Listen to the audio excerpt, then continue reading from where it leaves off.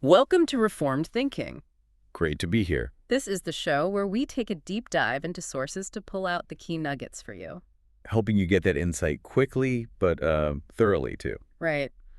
We know you want those aha moments without getting bogged down. And today we're tackling something really central. Absolutely. That command to love your neighbor as yourself. And also how Jesus talks about loving as he loved.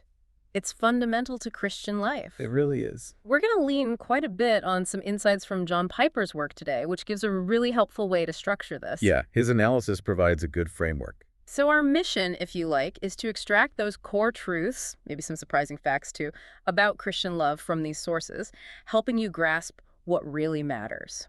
And it sounds simple, maybe love your neighbor, but, it throws up a lot of challenges. It does. What does that actually look like when choices are tough or resources are tight? Or even when we just don't agree on what's genuinely good for someone else. Right.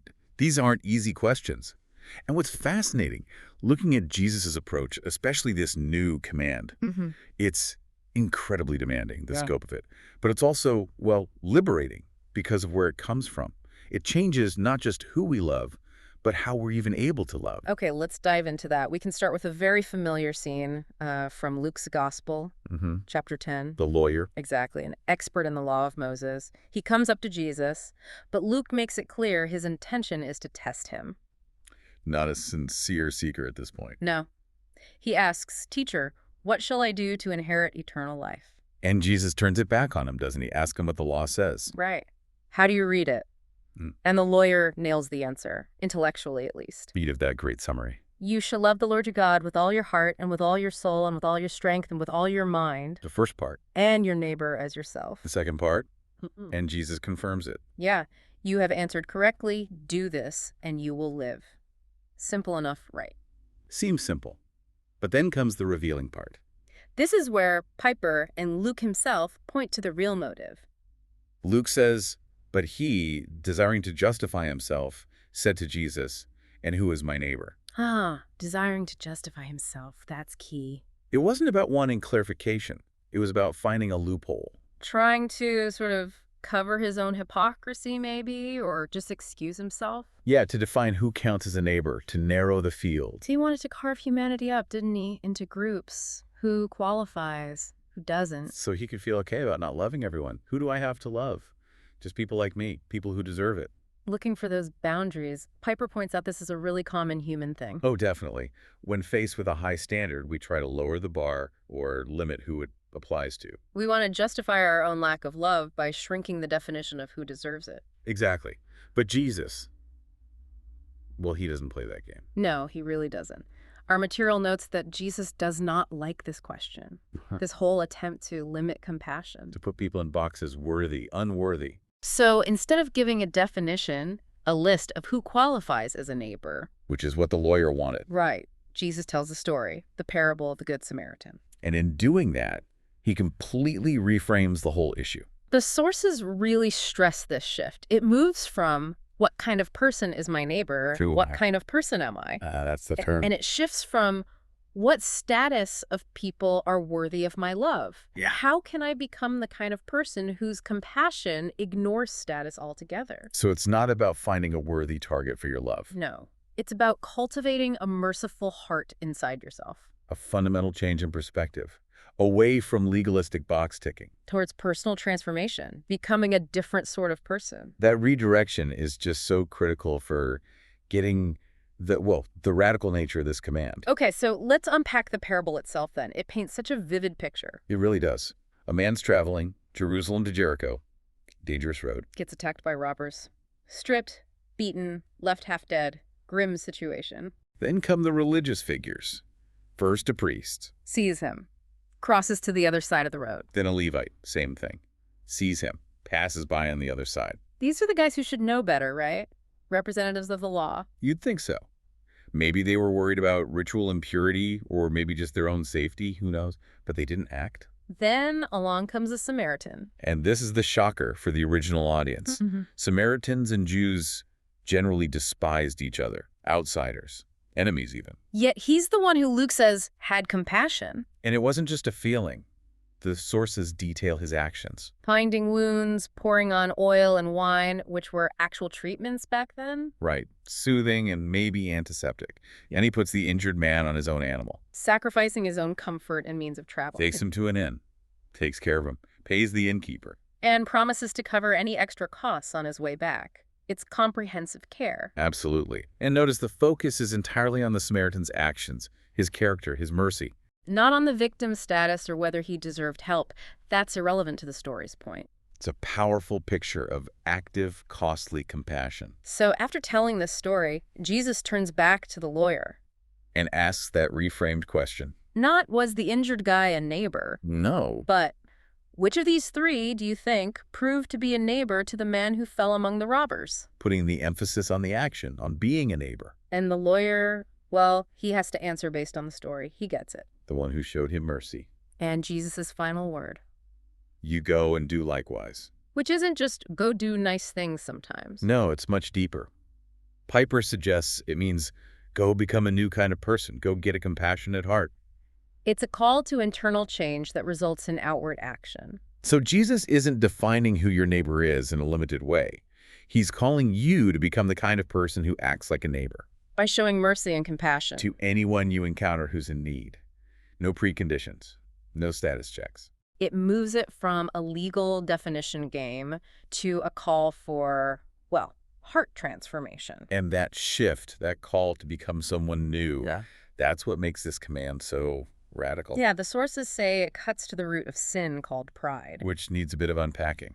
Yeah. How are the sources defining pride here? Well, it's described as our basic desire to be happy. Our self-love, you could say. But it's gone wrong. It's been corrupted. Corrupted how? By two things, mainly. First, the unwillingness to see God as the only fountain of true and lasting joy. Ah, so we look for ultimate happiness in other things.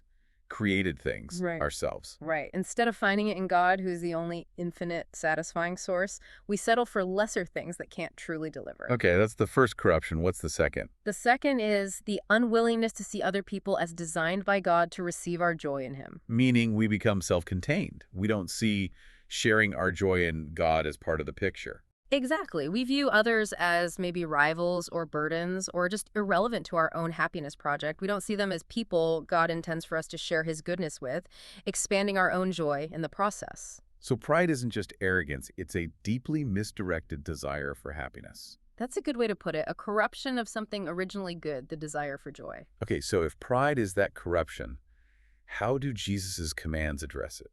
Well, think about the two great commandments the lawyer cited. First, love the Lord your God with all your heart, soul, strength, and mind. Piper says this command focuses the passion to be happy firmly on God and God alone. It directs that core desire to its proper object. Telling us where true, lasting satisfaction is actually found? Right, only in God. Then the second command, love your neighbor as yourself. How does that fit in? This one, Piper suggests, opens a whole world of expanding joy in God. It shows us that other people are designed to receive and enlarge your joy in God. So loving others isn't opposed to our joy in God. It's actually a way it grows. Precisely.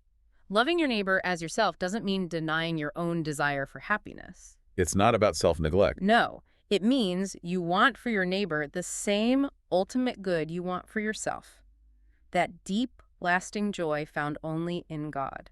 So you give them, through every practical means available, what you have found for yourself in God. Yes, you share the source of your own deepest satisfaction. That's loving them as you love yourself, when your self-love is rightly oriented towards God. That connects perfectly with the golden rule in Matthew 7:12, doesn't it? Absolutely. Whatever you wish that others would do to you, do also to them. For this is the law and the prophets. It's the practical outflow of that God-centered love. You treat others the way you'd want to be treated if you truly understood where ultimate joy comes from. Seeing your neighbor not as an obstacle, but as an opportunity for your own joy in God to overflow and increase. Okay, but let's be real. Loving like this is hard, often very hard. It is. And that's where the first command becomes so foundational. Loving God first. Right. Piper points out that loving God sustains us through all the joy and pain and perplexity and uncertainty of what loving our neighbor should be. How does that work practically? Well, when the sacrifice feels too big or you're just confused about the best way to help someone. Which happens a lot. Yeah. Remembering God, relying on Him, Knowing his grace is sufficient, that's what keeps you going. It gives you the strength you don't have on your own. And when you mess up, when selfishness creeps back in. Remembering that God alone can satisfy pulls you back. It leads to repentance, to realizing again how much you depend on his mercy. So that vertical relationship, loving God, is the power source for the horizontal one, loving neighbor. Exactly. It provides the stability, the perspective, the endurance needed for this radical, often costly love. It's not self-generated power. It's God-sustained ability. Which brings us nicely to this other layer, this new commandment Jesus gives. John 13, right before his crucifixion. Yes. He says, "A new commandment I give to you, that you love one another. Just as I have loved you, you also are to love one another." Just as I have loved you. That's the addition. And then he gives the reason, the outcome. "By this, all people will know that you are my disciples if you have love for one another." So this specific way of loving becomes the identifier, the badge of belonging to his community. That's how it's presented, a visible mark distinguishing his followers in the world. Okay, so what's new about it? We already had Leviticus 19.8 time. Love your neighbor as yourself. Does the new replace the old? Good question. And the sources are clear. Yeah. No, it doesn't make the old command obsolete or passé. It's not thrown out. Not at all. Piper argues that what's new is that we had never seen the old commandment of love lived out for us perfectly by the Son of God. Ah, the perfect example. Before Jesus, nobody could say, without any qualification, "Love as I have loved." He didn't just teach it, he embodied it flawlessly. So the standard is now visible, concrete in him. Yes. And the newness also connects to Jesus' purpose, forming a specific people, a community, whose defining characteristic, their public identity, would be this mutual love modeled on his own. A community marked by Christ-like love. Exactly. Now, this leads to an idea that sounds a bit strange at first, maybe, about Jesus loving himself. It can seem counterintuitive, can't it? Yeah. But it's crucial for understanding his love for us. The material explains that Jesus loved himself perfectly. How? In that he desired his happiness with perfectly holy desire. So, not the corrupted self-love of pride we talked about earlier. No, this is different. His happiness, his joy, was eternally found in his fellowship with his Father and in being one with the Father. That was his infinite, perfect delight. Rooted entirely in God. Entirely. And here's the mind-bending part. When Jesus laid down his life for us on the cross, His ultimate act of love. he did not deny or discard that desire for his own infinite happiness in God. He expressed it. He pursued it. Wait, he pursued his own happiness by dying for us? How does that work? Because his greatest joy was in glorifying the Father and fulfilling the Father's will, by dying to bring us to God, to enable our joy in God. He was actually achieving his own deepest, holiest desire. Yes. Piper puts it like this. By dying for our joy in God, Jesus is dying to display and preserve his fullest joy in God's glory. Because our finding joy in God reflects God's glory back to him. Exactly. Our blood-bought joy in God magnifies the very glory that is Jesus's own ultimate happiness. Wow. Okay, so his sacrifice wasn't a denial of his self-love, but the ultimate expression of his God-centered self-love. Precisely. It flowed from his perfect joy in the Father. Therefore, Jesus' love for us is the perfect fulfillment of love your neighbor as yourself. He loved us out of the fullness of his own perfectly God-focused desire for happiness. He enables us to share in the very joy that defined his own being. That changes how you see the cross, doesn't it? It really does. It redefines love away from mere sentiment or even just duty, rooting it in the pursuit of ultimate joy in God, for ourselves and for others. So the cross is central, Jesus' death, and the sources highlight this dual aspect to it. Two key things happening there. It's described as both guilt-bearing and guidance-giving, meaning it forgives sin. That's the guilt-bearing part. And it models love. That's the guidance-giving part. Purchase and pattern. Yeah, that's another way it's put. The purchase of our life from perishing and the pattern for a life of love. Both are happening simultaneously in his death. Let's look at the purchase aspect first. What does his death buy for us in terms of loving? It purchases for us the very transformation that enables us to love. It actually buys the ability. This isn't just forgiveness then, it's enablement. Right. It's the fulfillment of that Old Testament promise, like in Ezekiel 36. I will give you a new heart and a new spirit I will put within you. The stony heart replaced with a heart of flesh. Jesus initiates this explicitly at the Last Supper, doesn't he? With the new covenant in my blood, Luke 22. That language of covenant and blood points directly to the cross. So when we, by faith, follow Jesus to the cross, we see him paying for their new heart with his own blood. It's a costly purchase. Incredibly costly. His death purchased for sinners like us everything needed for us to find our joy in God. Which, as we saw, is the antidote to that corrupted self-love, that pride. It deals with the root problem that stops us from loving God supremely and others genuinely. Without this purchase transformation, the commands to love would just be impossible demands. So it's not just a legal clearing of debt, it's a spiritual heart transplant, making love possible. That's a great way to think about it. It empowers us for what we couldn't do before. Okay, so that's the purchase. What about the pattern? His death also models how we should love. It sets the standard. It shows us what that love looks like in its highest form. Back to John 15:13. Right. Greater love has no one than this, that someone lay down his life for his friends. Jesus didn't just say that. He did it. His death is the ultimate demonstration. Supreme example. And in doing this, he perfectly fulfilled the ancient command, love your neighbor as yourself. He showed what it truly means, lived out to the absolute limit. The perfect embodiment we talked about earlier. Yes. And this pattern, this ultimate self-giving, also embodies his new commandment, love one another, just as I have loved you. So his death is the definition of that, as I have loved you part. It is. And this kind of sacrificial, other-centered love becomes, as we said, the identifying badge of belonging for his followers. It's the family resemblance. Okay, so tying it all together then. It seems whether Jesus says, love God and love your neighbor as yourself, The summary of the old law. or he gives the new commandment, love one another as I have loved you. The mark of the new community. Piper argues he's commanding essentially the same thing. They aren't in conflict. Two ways of expressing the same reality of God-centered, self-giving love. Right. So how do we measure this love in our own lives? The sources say we must make our own passion for happiness the measure of our passion for the good of others. Meaning that same intensity with which we desire our own true, God-centered well-being should fuel our desire for the well-being of others. Not a lesser desire for them, but the same deep longing for their ultimate good in God.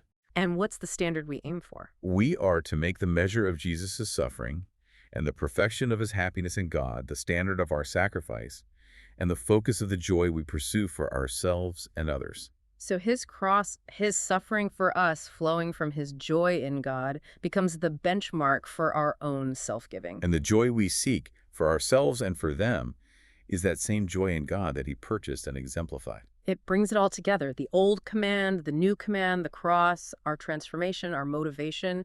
It's all one unified call to a radical kind of love. Hashtags outro. Wow. Yeah, that really does tie it together. We've covered a lot of ground. We really have, from how Jesus took that lawyer's limiting question about neighbor and turned it into a call for a compassionate heart. Yeah, focusing on being a neighbor, not just identifying one. To understanding how our natural desire for happiness, our self-love, gets corrupted by pride. But can be rightly reoriented towards finding ultimate joy in God alone. A joy that's meant to overflow towards others, not be hoarded. And then seeing Jesus' death, not just as forgiveness, but as the purchase of our ability to love like that. And the perfect pattern of what that self-giving love actually looks like, both purchase and pattern. It's a rich picture, isn't it? This unified command to love. It really is. So here's something maybe to mull over as we finish. Okay. Thinking about this radical command to love modeled by Jesus, enabled by his death, how might that challenge you to rethink even, small, everyday acts of kindness?